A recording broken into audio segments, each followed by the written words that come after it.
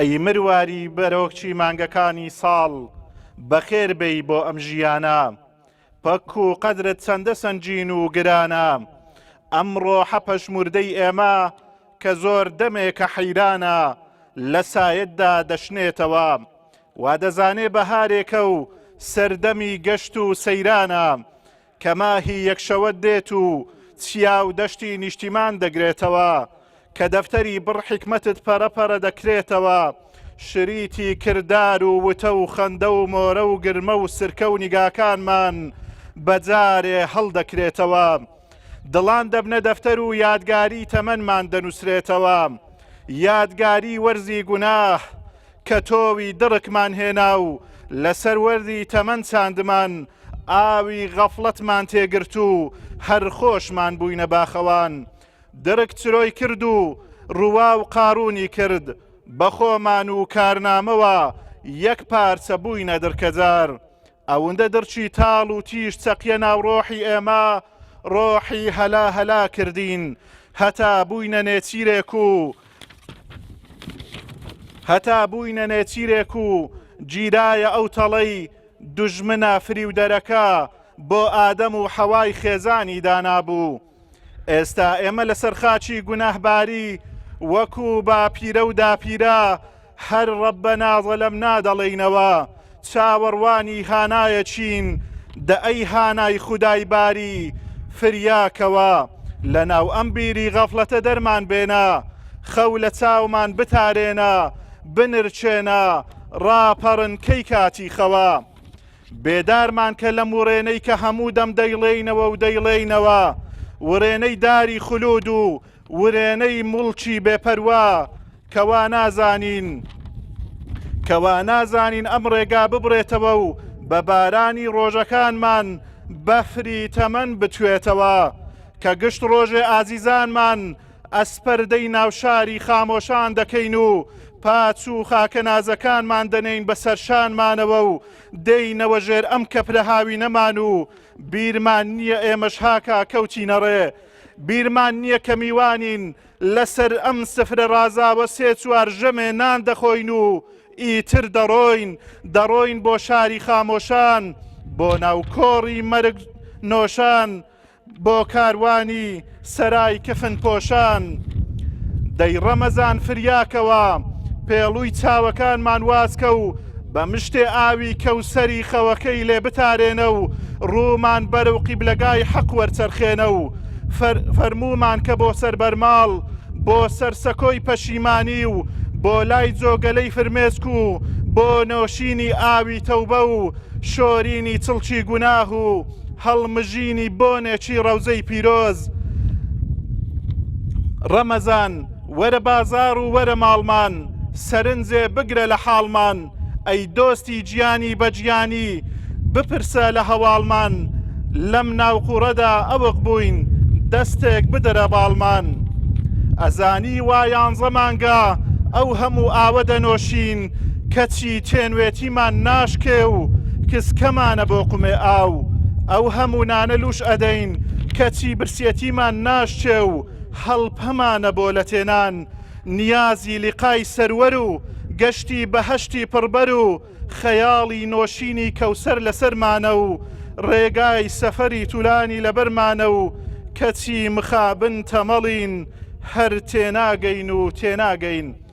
ئامادەبوانی خۆشەویست خوشک و برایانی عزیز بە ناوی ئەنجومەنی هەریری کۆمەڵی دادگەری بەخێرهاتنێکی گەرمتانەکەین خوای پەروەردگار پاداشتی بەخێرتان بداتەوە و هاتنتان بۆتان بخاتە سەرتای تەرازووی چاکەکانتان ئێستا گوێ لە مامۆستای بەڕێز دکتۆر ئەحمەد سۆفی ئەگرین جەنابیان با بفەرمێ بۆ پێشکەشکردنی وتارەکەی. بسم الله الرحمن الرحيم الحمد لله رب العالمين والصلاة والسلام على أشرف خلق الله محمد وآله وصحبه أجمعين برزان آمادوان خوشويستان زور بخير بن سرچاوان خواهي قورت زي خيرتان داتوا ئەم لەو مستەواینیم جەنابی مامۆستا ئیسماعیل و ئەو بەڕێزانە لێرە دابنیشن و گوێ لە من ڕابگرن بەڵام ئەوە دیارە میوانداریە خوای گەورە جزای خێری هەموو لایەک بداتەوە دەوەرەی باسەکەم باسی ڕەمەزان نییە بەڵام ڕەمەضانیش وا لەسەر لێوە و پێغەمبەری خوا صلی الله عليه وسلم کاتێک مانجی ڕەمەضان تەشریفی دەهات ئەی فەرموو موژدەتان لێبی ئەو مانگە خۆشەویستە هات ئەو مانگەی دەرگاکانی بەهەشت ئەکرێنەوە و دەرگاکانی جەهەنەم دائەخرێن و مەڕەدەی شەیاطین یعنی گەورە شەیطانەکان کە لەمچە ئەبن و هەروەها خوای گەورە بەرەکەتی خۆی ئەڕێژی و هەر عەمەلێک هەتا 7,000 و 7,000 و 700,000 ئەڕوا. بەڕاستی ئەو ڕۆژانە کە ڕۆژانی ڕەمەزانن هی ئەوەنین ئینسانی مسلمان پشتی تێ بکە و لێی غافل ببی و ماڵ و منداڵی لێ غافل ببی. ڕۆژانێکن ئەوانەی لە ماڵی خامۆشان، ئەوانەی لە شاری خامۆشان لە قەبرستانەکان وەفاتیان کردو لە باو باپیرانمان لە مردووەکانمان لە ئازیزانمان لە بن ئەو ئاخەوشکن تەمەنا دەکەن یەک جار بێن و سەر و دنیا یەک ڕۆژ بە ڕۆژی ببن و چونکە پێغەمبەری خوا صلی الله عليه وسلم فەرمووی ئامین لە بۆ دوعای حەزرەتی جبرائیل کە دوعای کرد فەرمووی ئەی محەممەد دوعاکەم وەڵێم یا ڕەبی خوددایە ئەوەی کە مانجی ڕەمەزانی بەسەردادێ هێندە عیبادەت ناکا کە بێتە مای لێ خۆشببوونی یا ڕەبی خوددا لە ڕەحمەتی خوای دوور بێ. حەزرەتی پێغەمبەری صلی الله عليه وسلم فەرمووی ئامین. جا جبریل دوعا بکە و گەورەی هەموو مەلایکەتان دوعا بکە و گەورەی هەموو پێغەمبەرانش بڵێ ئامین. 100 ملیۆن ئەو دوعایە قبول بووە. جا ئەوە نەقلیاتێکە وەک چۆن کەسێک دایک و بابی هەن دەبێ هێندە خزمەتیان بکە بنە سەبەبی ئەوەی ببنە نەقلیاتێک لە بۆ بەهەشت. وەک چۆن هاتنی ناوی محەممەد صلی الله عليه وسلم بۆتە ڕەحمەتێک و لە هەر جێگایەک ناوت بیست دەبێ برێ صلی الله عليه وسلم یا ئەمری اللهم صل على محمد وعلى آل محمد. ئەگە نەیڵێ تووشی ماڵوێرانی دەبی. بە هەمان شێوەش مانجی ڕەمەزان دەروازەیەکە، نەقلیاتێکە، فرسەتێکە، دەرفەتێکە لە بۆ ئومەتی عمر کورتی محەممەد المستەفا صلی الله عليه وسلم. چونکە عمری پێغەمبەر صلی الله عليه وسلم بۆ خۆی 63 ساڵ بۆ فەرمی عمری ئومەتی میش لە دەوری 6 تا 7 ساڵیە. بەس پێم بڵێ بەهەشتێکی ئەبەدی، بەهەشتێک کە نە ملیار و نە بلیۆن و نە تلیار و نە هیچ حاسیبێک حیسابی تەمەنی ئینسانی لە بەهەشت پێ ناکرێت چونکە ئەبەدیە. چۆن مقابل 6-7 ساڵ ئەبێ ئەگەر خوای گەورە بەرەکەت نەخاتە ناو ئەو عیبادەتانەی کە ئینسان لەو کەمە ماوێ دەیکا. بەنەوعێک زۆر قازان زمانە تەمەن کورتی چونکە ئیمتیحانەکە زوو تەواو دەبی و عەسری سورعێ دەڕۆی و ئیسراحەت دەکەی.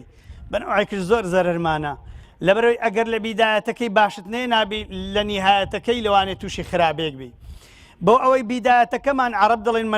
من لم يكن له بداية محرقة لم تكن له نهاية مشرقة. ئەوی لە بیدایەتدا دنیای ڕۆن نەکاتۆ کۆتایەکەی ئەوەی لە بیدایەت هەڵنەگیرسێ لە کۆتایەکەی دنیای ڕۆناک ناکردەوە. ئەو کچەی، ئەو کوڕەی، ئەو مناڵەی لە گچکەی پەروەردە نەبوو لە کۆتاییدا زۆر زەحمەتە بتوانێت ببێتە مونیرێک، ببێتە ئینارەیەک، ببێتە گڵۆپێک، ماڵەکان ئاوەدان کاتەوە، دڵی هاوسەرەکانیان خۆش بکە، مجتەمع پڕ بکە لە ئینسانی باش. کەواتە چی بکەین بۆی ببین بە ئینارە، ببین بە ڕووناکایی، ببین بە لایەتی تاریکی، ببین بە فانۆسی نێوشەوە زەنگان، ببین بە کەسێک هەرچی بەشەریەتە ئیستیفادەمان لێ بکە کاتێک دەڕۆین هەموو دوعامان بۆ بکەن. پێغەمبەری ئەکرەممان صلی الله عليه وسلم ئەفەرمێ إن الله خوای رب العالمین بە عەظەمەت و گەورەی خۆی و ئەهلی ئاسمانەکان و ئەهل السەماوات والأرض، ئەهلی ئاسمانەکان هەر هەموویان هەرچی لە ئاسمانەکاندا هەیە لە مەلائیکەتەکان إن الله وملائكته وأهل السماوات والأرض حتى النملة ئەو مێرووە گچکۆکانی لەسەر زەوی دەڕۆن، لەو شاخانە دەڕۆن، لەو دەشت و دۆرانە دەڕۆن. حتى پێغەمبەر فەرمی صلی الله عليه وسلم في جحرها وحتى الحوت ماسی نێو دەریاش دوعات لە بۆ بکە ليصلون على معلم الناس الخير. هەر هەمویان دوعا دەکەن. چۆن خوای گەورە دوعاکە؟ ئەستەغفر الله. نا دوعا بەنسبەت ئێمە پاڕانەوەیە، بەنسبەت خوای گەورە سەڵەوات یعنی ڕەحمەت دەبارێنی، بەنسبەت ئاهلی ئاسمانەکان یعنی شەفاعەت دەکەن و دەپاڕێنەوە لە بۆ هەر کەسێکی کە نەسیحەت لە خەڵکی دەکات. خۆشبەختی لە بۆ ئەو کەسەی خۆی نەسیحەتکاری خەڵک بێ، خۆشبەختی لە بۆ خێزانەکەی کە نەسیحەتکاری خۆی و منداڵەکانی بێ، بە پیاوەکەی بڵێ پیاوەکەم تو خوا دەچێ دەرێن لوقمەی حرام لە بۆ منداڵەکان نەینیتەوە. خۆشبەختی لە بۆ ئەو پیاوەی لە بیدایەت هاوسەرێکی ئیمانداری لە خواترس هەڵدەبژێری لە عائیلەیە کە حەلال خۆرن، حەرام خۆر نین، هەر ناخەڵەتێ بە سیارەی جوان و بە قەسری بەرز و بە ناوبانگ.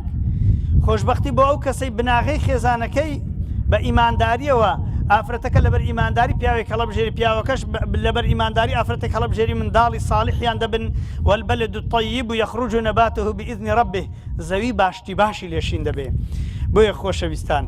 جارێک کەس لە دنیاە لە مامۆستایان گەورەتر نیە ئەو مامۆستانی خەڵکی فێریشتی چاکە دەکەن ومن أحسن قولا ممن دعا إلى الله أو آيتك يرفع الله الذين آمنوا منكم والذين أوتوا العلم درجات.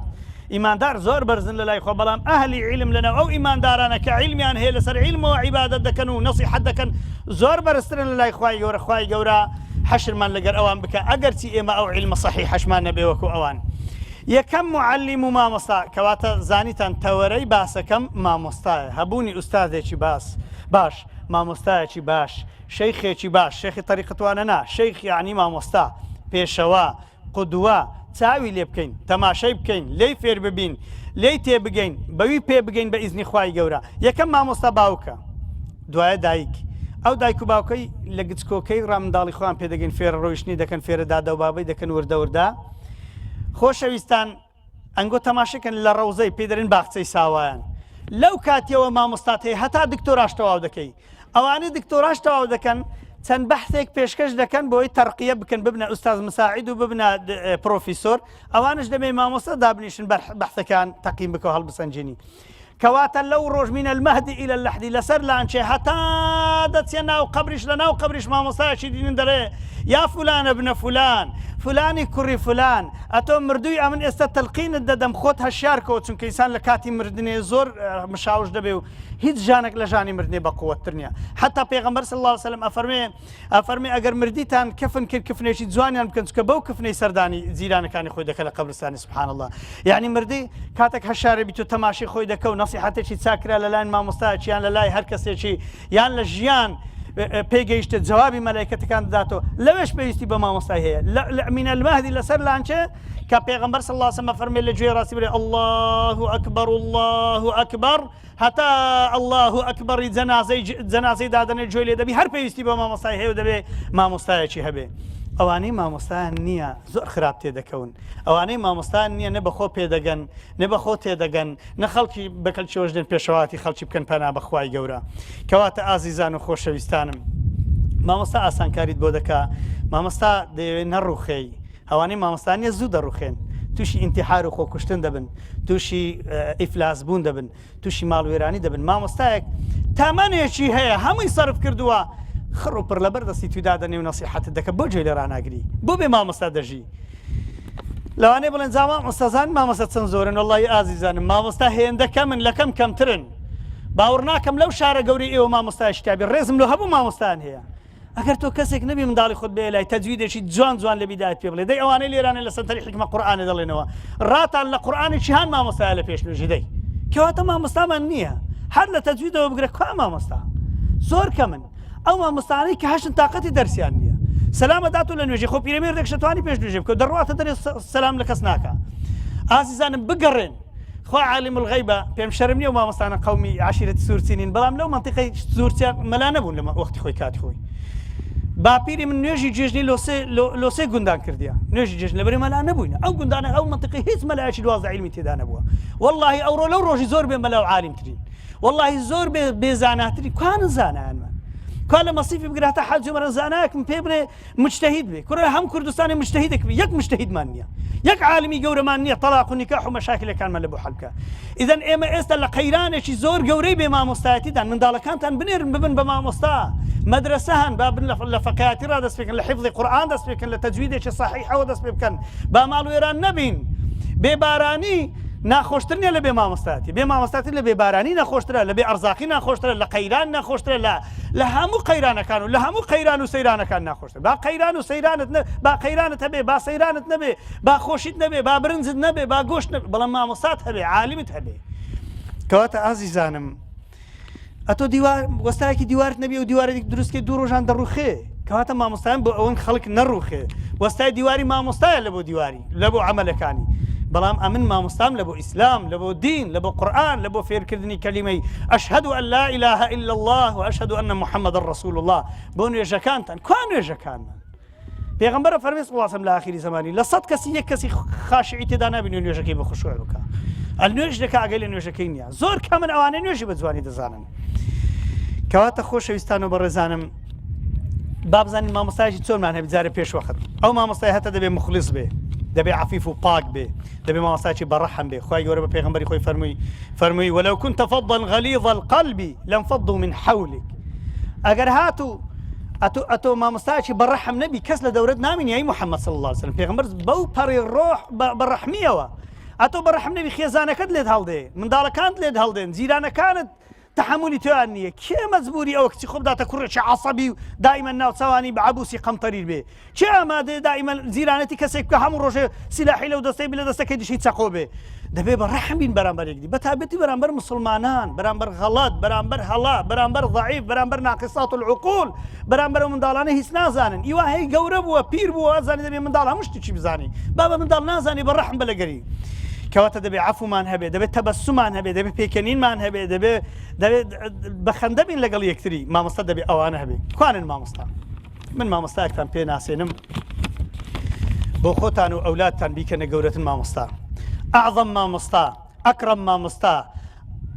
گەورەترین مامۆستا لەو دنیای محەممەد المصطفى صلى الله عليه وسلم خوای گەورە فەرمێ لقد من الله على المؤمنين لە سوورەتی ئالی عیمران ئاەتی 164 فەرمێ منەتتان لەسەر دەکەم خوای گەورە فەرمێ تەنها خوددا لایەقی ئەوێ منەتمان لەسەر بکە منەت یعنی قەتعکردنی نیعمەت یعنی تۆ کە منەتی لەسەر کەشیدەکەی دەبێت یەک جارێ دیکە و چاکت لەگەر ناکەم خوای گەورەش فەرمێ چاکەتان لەگەر ناکەمەوە ئەگەر شکرانی خوای گەورە نەکەن دەبێ ئەو پێغەمبەرەی بە فرسەتێکی باش بزانن کە حەدیثەکانی هەموو ماون هەموو ژیانی تۆمار کراوە چەند کەس لێوە ژیانی پێغەمبەری پێنجارە خوێندەوەتەوە صلی الله عليه وسلم چەند کەس ئێو ئاەتانی باسی پێغەمبەری دەکا عليه الصلاة والسلام هەمووی لەبەرن چەند کەس لێرە سیواش پێدەی چەند کەس لێرانەی حافظ القورئانە چەند کەس لێرانەی ئەوڕۆکە نوێژی سبەینی بە جەماعەت کرد دوور کات سونەتەکەی پێش نوێژی بەیانیشی کردی ئەگەر ئەوانم لەوانە لە پاش بین هەر لە سەفی یەکەمی ساقط بووینەمە کەواتە هەر ناڕۆن لە بۆ سانەوی و متەوەستە و ماجستێر و دکتۆرای کەواتە ئازیزانم خوای گەورە فەرمێ منەتتان لەسەر دەکەم لەسەر ئیمانداران دەکەم لەوەرەی پێغەمبەرێکم لۆ ناردوون ئیذ بەعەث فیهم یەکەم منەت ئەوێ ڕەسوولا منهم پێغەمبەرێکم بۆ ناردوون من ئەنفوسهم لە ئێوە لە خۆتانە خۆشە پێغەمبەر مەلایکت نەبی لە ئاسمانی هاتبی خوای گەورە لەوەی سەبرمان پێوە بێ و لێی فێر ببین و نەڵێن چێوەش پێغەمبەری خوای پێ دەکرێت ئیوا هێستا دەری کاکە وەڵام نوش پێغەمبەرم پێ ناکرێت ئەرێ کاکە پێغەمبەر دوور کات سونەت کردێت شلۆ پێت ناکرێت دەڵێ وەڵای ئاخرەوەی پێغەمبەرم پێ ناکرێت صلی الله عليه وسلم چاکەی بکەم ئەی لۆ پێت ناکرێت چاکەی بکەی خۆ هەموو شتەکانت لەدەست دێن پێغەمبەر صلی الله عليه وسلم کە خوای گەورە هەڵی بژاردێ لەسەر هەموو بەشەریەت گەورەترین ئینسان بووە چەندی کردوات و چارەجیش بکەی لەناو هەموو خەڵکی بە گەورەترین کەس دیار دەبی لەبەرێ لەناو تاریکایی ئەگەر تا گچکەترین دەرکەشە قارتەش هەڵ بگیرسێنی هەرچەندە منداڵە گچکانە ئێستا بەم دەرکەش قارتان هەر نەدیتینە هەڵی گیرسێنی یەک دنیا ڕۆناکایی دەکا یعنی برایەکم دەگەدا بوو ئەو گڵۆپی سەعاتێ پێ بگوتی لە سزنێ بوون 22 کەس بە گڵۆپی سەعاتێ پاشون دەخوارد و دەچینە سەر ئاوە دەست نێژمان دەشوش ئەگەر دنیا هەموو تاریک بوو بۆ شەوە زەنگ گچکەترین ڕۆناکایی دنیای ڕۆناک دەکاتەوە ئێدەن ئەتۆ ئەگە چەندی لە خوا و پێغەمبەر نزیک بی لە ژیانی پێغەمبەر نزیک بی صلی الله علیه و سلم لەناو خەڵکی ئیبراز دەبی دیار دەبی هەموو ئەوانەی دەرکەوتن شتێکیان هەیە لەگەر پێغەمبەری خوا صلی الله عليه وسلم ئازیزانم ئێستا خوای گەورە ئەفەرمێ کە خێزانت لە خۆتانە یعنی ئەفەرمێ ومن آياته أن خلق لكم من أنفسكم أزواجا لتسكنوا إليها من أنفسكم ژن چونکە لە پراسوی ئینسانی خەڵق بووە ئینسان سەبری بە خێزانی وەدێ خێزان سەبری بە پیاوی وەدێ ئەوانە چکە لە یەک جنسن پێغەمبەریش صلی الله عليه وسلم کە لە ئینسانەکان ئینسان زیاتر سەبری پێوە دێ وەک مەلایکەتێک هات با و نورێک لەولای هاتبا و قسەی لێ کردبین و گەڕابینەوە ولا هەمووش زیاتر سەبرت پێوە دێ بە سەبرت بەخوای خۆ بێ جەل جەلاله چونکە خوددا لە یەک جێ بەجێت ناری ئەگەر لە سزنی ئینفرادیت کەن پەنا بەخوای گەورە لە هەر جێگایکی بی خوددا نەبەجێت دێری نە لە بیرت دەکا هەرچی شیلۆکەی هەموو لە بۆ تۆمار دەکا ئیدەن یەکەمین گەورە و یەکەمین خۆشەویستان خاڵقی خۆتان بێ ئینە وەلیی الله دۆستتان خوا بێ دووەم پێغەمبەر بێ صلی الله علیه و سێم لە ماڵ و منداڵی خۆت دەست پێ بکە ببە مامۆستا لە بۆ ماڵ و منداڵی خۆت و يتلو عليهم آياتي يكم إشي بيغمبري تبو صلى الله عليه وسلم قرآني لبو خوينوا ها يا أهل التجويد جماعتي سنتري حكمة أوانا خوينوا قرآني هند زحمته أري والله هند زحمته ما مستعمل من دارك سكوك زارو بساركم ليك الراد وسطم لبري قرآن بحرة هر سندي بزاني هر هيس نازاني سن بزاني أو زد زاني كهيس نازاني لو يا بيغمبر صلى الله عليه وسلم قرآني خوينوا يكم شد فير قرآني كردن وهروها ويزكيهم دوهم إشي پیغمبر صلى الله عليه وسلم دوهم إشي مامۆستا لە بۆ تو لەو دنیا چت لێ دەکا مامۆستایەکت هەبی لە مانجی ڕەمەضان لە غەیری ڕەمەضان پاکت دەکاتەوە و زیادە دەکەی لەگە مامۆستای خۆت چونکە زەکات تەزکیە بە دووش معنا دێ لە زمانی عەرەبی مامۆستایان دەزانن زەکاتیان نمووە زیادەیە ئەگە کابراێک زەکاتی بدە پارەی زیاد دەبێت یان پاکردنەوەیە ڕێژ و پیساتەکەی ئیماڵی لەناو دەڕوە کەوا لەناو دەچێت کەواتە مامۆستاش یان بەرزت دەکاتەوە چکە ئین الله لا يرفع بهذا الكتاب أقواما بەو قورئانی خەڵکانێک بەرز دەبنەوە یا خۆت پاکت دەکاتەوە چونکە ئینسان هەتا پاک نەبێت و نابێتە داعی نابێتە نەسیحەتکار نابێتە باش ئینسان فێرە باشە نابێ ئەها خوشکانی بەڕێز جێ بدەنێ خوای گەورە باسی مەریەمەی دەکات ڕزا و ڕەحمەت خالی هەندێکە فەرمون سەلامی خوای لێ بێ هەندێکە فەرمون چکە مادەم وەحی و هاتیە نزیکە لە دەرەجەی پێغەمبەران سەلامی خوا لەسەر بی خوای گەورە بە مەریەمێ فەرمێ وإذ قالت الملائكة يا مريم إن الله اصطفاكي خوای گەورە هەڵی بژاردی اصطفاكي اصطفا بە دوو معنان دێ یان پاچی کردی چون ئینسان شتێکی صافی دەکات لە ناو شتی خراپ دینتە دەرێ یان هەڵی بژاردی لە ناو هەمووان ئەتۆی داناوە لە ناو هەموو سەیدەت و نیساء العالمین پێغەمبەر فەرمێ صلی الله عليه وسلم خەدیجە و مەریەم و عائیشە و فاتیمە ئەوانە ئاسیا و ئەوانە گەورەی ئافرەتی سەرزەوین خوای گەورە کە مەریەمی هەڵبژاردیە ئەفەرمێ اصطفاکی وطهرکی یەکەم صفەت کە هەڵی بژار خوای گەورە فەرمێ پاچی کردیەوە هەر ئافرەتێک پاک نەبێ هەر پیاوێک پاک نەبێ و داوێن پاک نەبێ زمان پاک نەبێ دڵ پاک نەبێ نابێ بەداعی نابێ بە بانگخواست چونکە پاکردنەوەی خەڵکی لەو کاتەی دەکرێت کە ئینسانێکی پاک بەو ئیش ئاستێ بە ئیزنی خوای گەورە من لەم یەکون لنەفسیه فەکەیف یەکون لغەیره ئەگەر کەسێک بۆ خۆی پاک نەبێت چۆن خەڵکی پاک دەکاتەوە پیسی پێلا ناچی دەبێت پاکەکان بە ئیزنی خوا شۆڕژێر بن شۆڕش بکەن دژی هەموو پیسی و بۆگەن یەک بۆی هەرچی پیسێکە ڕای بماڵن کەواتە ئەو کەسانەی دڵ و دەرونیان داگیر کراوە لەلایەن شەیطان و لەلایەن سەحربازان و لەلایەن چاوپیسان و لەلایەن ئینسانە خراپەکان دەبێ ئەهلی حەق و دەبێ ئینسانی پاک دابنیشن لەبەر خاتری خوای گەورە ڕقی شەرعی بەسەدا بخوێنن و فێری قورئانیان بکەن دڵ و دەرونیان ئاو بدەن بە قورئانی پیرۆز و بە ئەحادیثەکانی پێغەمبەر صلی الله عليه وسلم خوای گەورە دڵ و دەرومان پاکاتەوە خاتری عەظەمەت و گەورەی خۆی کەواتە پێغەمبەران مامۆستا بوون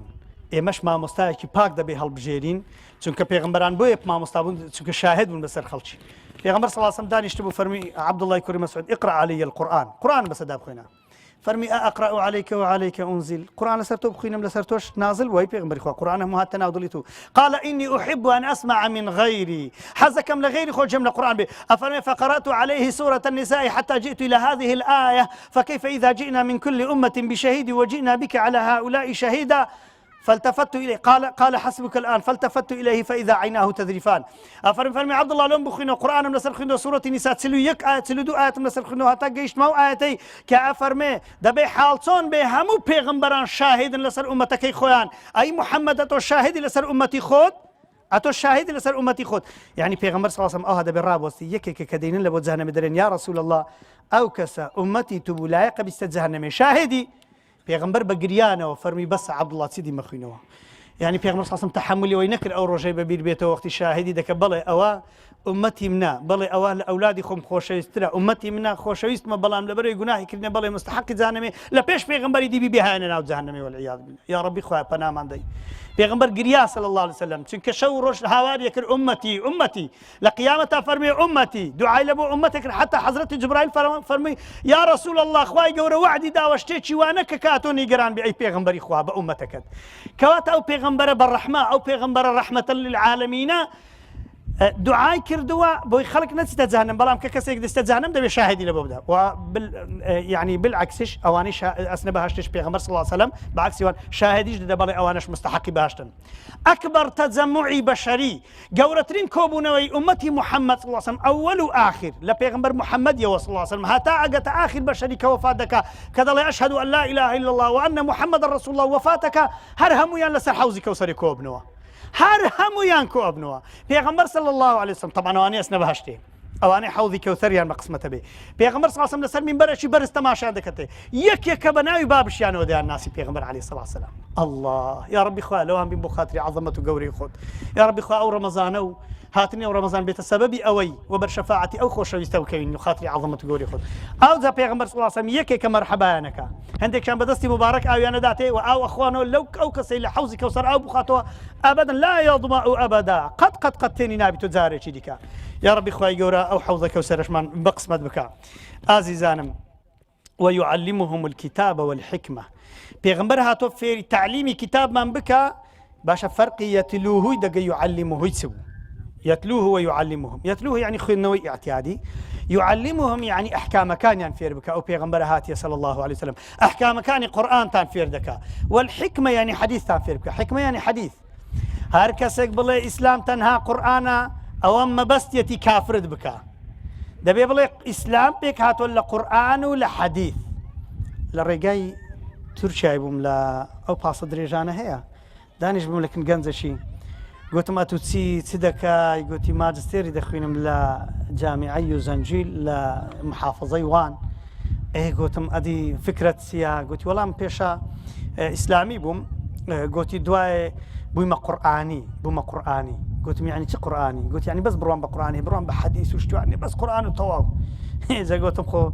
عدد ڕکعاتەکانی نوێژێ دەوەرە لەم برێدا خۆ لە قورئانی هاتێ نوێژە نێورانی 4 ڕکعاتە ئەگەر حەدیثی پێغەمبەری نبی صلی الله علیه و سلم کۆزانی داخوا ئەتو نوێژی نێورانێ بکەی کا لە قورئانی کاتی نوێژی عەسرێ سەعات هەندەی دەبی و سەعات هەندەی دەست کا لە قورئانی هاتی خۆ دەبی لە حەدیثەکان بگەڕێ حەزرەتی جوبرایل پێش نوێژی لۆ پێغەمبەری مەکردی صلی الله علیه و سلم وەختەکانی پێ دیاری کردیە و لۆی دیاری کردیە ئەتو سوانی داخوا ئیسلامەتی چۆن لە قورئانی شارەزا دەبی گوت کاکە من بەس گوتی وەڵا ئاخیری ڕاستیەکەی ئەوەش نەمایمە گوتم چ بووی گوتی وەڵا ئێستا بوویمە زەردەشتی گوتم زەردەشتی چییە گوتی زەردەشتی یعنی ئینسان دەبێ ئازاد بێ و ئینسان نابێ مارەی هەبێ و نابێ کەس لە کەس حرام بێ و حتا خوشک و برا وەستەغفر لە گوتم ڕاوەستە بە کوردی برێ بوویمە عەلمانی بوویمە کافر گوتی ئەرێ وەڵا گوتم مەجەلۆ چ هاتی لە فەلسەفەی ئیسلامی ماجستێری خوێنی گوت وەڵا هەلۆ شەهادەکەیە خۆشەویستان ئەو نوعە کەسانەی کەوا واز لە جەماعەتی ئیسلامی و دەرس و دیراسە و مامەستای دینن دەڵێن کاکەمە بە خۆمان مامەستای خۆینەوە پێویستیان بە مامەستای ڕۆن لەنە ئەو سەحوە ئیسلامیەی خەتەری ئەویان لەسەر هەیە ببنە و جەماعەتانی قورئانی و نظام چوچەوە جەماعەت قورئانی نینەوە شەیطانینە هەر کەسێک گوتی قورئانی مەبڵێ شەیطانی چونکە قورئان کەس لە قورئانی شارەزای دینی خوای نابی پێغمبەر هاتی قورئان لۆ مەڕۆن بکاتەوە ئەدی پێغمبەر لۆ هاتی صلی الله عليه وسلم کەواتە لەوەندی تەم بڵێ بڕوا بە پێغمبەریش مەکە کەواتە دەبێ مامۆستاشت هەبێ نەک پێغمبەرت هەبێ نەک حەدیث دەبێ مامۆستاشت هەبێ لە حەدیث و ئاەت تێبگەینی ئەو مامۆستا مەلا ئیسماعیل زانی چێ لە ئێوە ئێستا توانی کتێبەکانی ئیمامی نەوەوی هەر تێبگە چێ لە ئێوە توانی حەدیثێکم لۆ باس بکە هەنزان عیبارەت حەدیثان بخوێنەوە گە مامۆستات نەبی ئیدەن ڕەجاءن هەزار جار ڕەجاءن ئەوە ڕەمەزانی ژادێ منداڵەکانتان بێ مامۆستا مێڵنەوە ئەگەر لێرە مامۆستاتان دەست ناکەوێ ماڵتان بارکەن ببنە هەولێرە ببنە سلێمانی بنە تورکیای ببنە هەر شوێنێکی مامۆستایەکی بڕۆنە مەغریبی عەرەب بڕۆنە جەزایر بگەڕێن بە دوای مامۆستایەک ئەگەر مامۆستات نەدیتەوە بگەڕێ لەبەرەوەی منداڵەکەت مامۆستای نەبوو شەیطان دەبێتە مامۆستای هەنجا ئاهلی تەسەوف دیان گوت من لم يكن له شيخ فشيخه الشيطان شەیطان دەبێتە مامۆستای منداڵی کۆڵانێ دەبنە مامۆستای مەکتەبێ ئەوەی ئەلفوبێ نازان لەگەڵ ڕێزم ئەوانەی شارەزان لە دینینی ئەوان دەبن بە مامۆستان برادەر دەبێتە مامۆستای فەیسبوک دەبێتە مامۆستای تیلیگرام دەبێتە مامۆستای ئینستاگرام دەبێتە مامۆستای سێرچی تیکتۆکی دەبێتە مامۆستای ئەو شتە پیس و خراپانەی ئێستا پەیدا بوون کەم وەڵڵاهی ئەمن تەمەنم لە چلی تێپەڕیە صاحب ماڵ و منداڵم ناوێرم تیکتۆکم هەبی لە ناو مۆبایلی خۆم قەسەم بەخوای ناوێرم ئینستاگرام هەبی ئەفەندی ئەتۆ ئینستاگرام و تیکتۆک و هەراو بەسمە لە چی کردیتە مامۆستای خۆ هە سێرچەکەی لێدا گەڕانەکەی هەموو شتی ئەو دنیا و پیسی ئەو دنیا لەناو ئەو مۆبایلەیە لە ڕای خوا ڕەجاءن ئەو ئاگرەی لە ماڵی خۆتان دەرکەن منداڵی جیرانانش پێی ماڵ وێران دەکەن ڕەجاءن هەزار جار ڕەجاءن ئەو شتە پیسانە لەناو مۆبایلەکانتان دەرکەن و مامۆستادانن لەوە تەڵەبەکانتان با مۆبایل نەبێتە مامۆستای با مۆبایل نەبێتە دایک و باوک و برا و خوشک و حیزب و جەماعەت و قورئان و حەدیث و هەموو شتێ ئەو منداڵەی ئاخر مۆبایل جێی هەموو شتێکی گرتوتەوە ئەو منداڵی ئەو ڕۆدڵی ناشتێنی مۆبایل لێ دەکڕی دەچی لە غورفەیەکی دەرگەی لە سەخۆکلدا و ئەنتەرنێتشت لۆ فول کردە سبەینێ نەک ئەتوو بە هیچ حساب ناکا دەشت کوژێ ماڵوێرانیشت دەکا تووشی هەزار سڵح و مەسلحەتیشت دەکە کە پێشت ناکرێ ئیدەن لە ڕۆژی یەکەم عاجزی کە قەیدی ناکا وەچی ئەو منداڵی دەرمانی ناخۆم کوڕمە و تات فولە دەمری گەشکە لێ دەدا دەبێت دەرمانی بخۆی ئەو دەرمانە تاڵی پێنیشاندا لەوە ئەوی سبەینێ بیتا ڕەمزێک لە بۆ ئومەتی محەممەد صلی الله علیه وسلم ئیماندار چۆن خاڵک لە دەموچاوی کەسێکی دەموچاو سپی هەبێ ئیماندار دەبێت کە شام مەبی لەناو هەموو خەڵکی دیاربی پاک بێ خاوین بێ دامن پاک بێ نەک شەرم کە مۆبایلی خۆ پیشانی خەڵکی ژن هەیە شەرم دەکە مۆبایلی ڕەمزی لە بۆ پیاوی خۆی بکاتەوە پیاوی هەیە شەرم دەکە ڕەمزی لە بۆ ژنەکەی خۆی بکات تەلەفۆنی خۆی لێ دانانێ هەزار یەک فرتوفێڵ و ڕیسالە و ڕیسالەکاری هەیە لەگە خەڵکی خۆشەویستان ئومەتی محەممەد کە وەیلی هاسڵاسم بێ مامۆستا بووی ئەوە بۆتە مامۆستات أخيرا وإن كانوا من قبل لفي ضلال مبين خوا فەرمێ جل جلاله ئێوە هەمووتان ئەهلی ضلالەت و گومڕایی بوون ئێوە ئەهلی گومڕایی بوون ئەمن هیدایەتم داون بەواسطەی ئەو پێغەمبەرش صلی الله عليه وسلم لحديث قدسي دا پیغمبر فرمي صلى الله عليه وسلم خواهي جور فرميت يا عبادي بند كانم كلكم ضال هموتان قمران ايوه إلا من هديته إلا أوي من هدايتي بدم كواتانگو كلير دانشتينا مجدتان تمي قسم بخوي خواهي جور ايوه استخوش دوي چونکە کەسێک خوای گەورە خۆشی بێ ئیمانی دەداتێ بەڵام کەسە خۆشی بێ خۆشی نەوێ ماڵی دەداتێ بەڵام کەسێک خوا خۆشی نەوێ ئیمانی ناداتێ ئەوەی بە ئیمانەوە هاتو خدا خۆشی دەوێ مادام خوا ئەتوی لێرە دانەی مادام دەستت بە دوعا کرد عولەما فەرموون بزانە خوای گەورە دەیەوێت دوعات قبول کە لێ دوعای بە بیرتو هینایتەوە نوێژی بەیانی ئەتوی هەڵگرت لە مزگەوتی دانە بزانە ئیشێکی بەتوە ئەتوی خۆش دەوێ یحبهم ويحبون هەتا خوا کەسێکی خۆش نەوێ ناتوانانی خوای خۆش بووێ کەواتە ئێوە خۆشەویستی خوان انشاءالله لەناو ئەو هەموو حەریرە ئەو هەموو خەلیفان و سۆران ئێوە هاتوون لێرە لە مەجلیسی ذیکر دانیشن کە عەبدوڵای کوڕی مەسعود فەرمێ لە مەجلیسی عالمێکی لە مەجلیسی ذیکر دانیشن پێم باشترە لەوەی 7 ڕکعاتی لە ڕەوضەی بکەم ڕەوضە لە بینی قبری پێغەمبەر صلی الله عليه وسلم منبری پێغەمبەریە بە ئیتیفاقی هەموو عولەمان ئەگە نەودی تبی یا ڕەبی خوا بە قسمەت و ئێوە ئێمەش بکە بە ئیتیفاقی هەموو عولەما ڕەوضە پارچەیەکە لە بەهەشتێ هاتیتە سەر عەردی پارچە عەردێک لە بەهەشتێ هاتبیتە سەر عەرزی تەنها ئەو ڕەوضەیە کە پێی دەڵێن ڕەوضەة من ڕیاض الجەنە کە لەکن قبل لە بینی قبری پێغەمبەر صلی الله عليه وسلم منبری پێغەمبەری عليه الصلاة والسلام لە نەبوونی مامۆستاش وەکو هابیلی کوشت وەکو ئەو بەهارەی کە خەڵک دێت تێرانێ لە جیاتی ئەوەی سپاسی خوای بکە لەسەر ئەو جیا و شتە جوان ونەزەلنا من السماء ماء مباركا فأنبتنا به جنات وحب الحصيد دێن ڕەشبەڵەکی لەسەرەکەن مەشروبی لەسەر خۆنەوە لە جیاتی سۆزدەی لەسەر بن پیسی ئەکەن بە مەشروب ئاویە دەن پەنا بەخوای گەورە ڕەمەزانیش دادێ نازانن قورئان بخوێنن نازانن هیچ شتێکی چاک فێر ببن ئەوەیە لە نەتیجەی بێ مامۆستای خوای بۆ خاتری عەظەمەت و گەوری خۆت لێت ئەپاڕێنەوە مامۆستای بەتەقوا و مامۆستای لێهاتوو مامۆستای مخلیص و عەفیف و داوێن پاک بە قسمەت ئێمە بکەین دەرسمان پێ بڵێ و لە خزمەتی دابین و ببین بەو مامۆستانەی کە ئەتۆ یا رب العالمین و ئەولادەکانمان ئەمانەتی تۆ بن یا رب العالمین یا رب خدا ئەو ڕەمەضانەی کە دێت ببێتە نەقلیاتێک بەرەو بەهەشتمان بە خدایە دامان نەبڕێنی لە فەزلی ڕەمەزان اللهم بلغنا رمضان اللهم بلغنا رمضان اللهم بلغنا رمضان ووفقنا في رمضان لما تحبه وترضاه يا رب خوا خيري أبرانا بنوسي كبوكارا هلستاون خوا بردوام من كل سر أو دينا خوا ببيع عذابي بمان بيت بهشتي بانو بريني خود بخاطري عظمته قوري خود يا ربي خدايا ئەوەی کە مردوون لە ئێمە مردوەکانمان خوایە عەفویان بکەی شیفای نەخۆشەکانمان دەی لە هەموو دەرد و بەڵای ئەو زەمانە دوورمان کەی وصلی الله على سيدنا محمد والسلام عليكم ورحمة الله وبركاته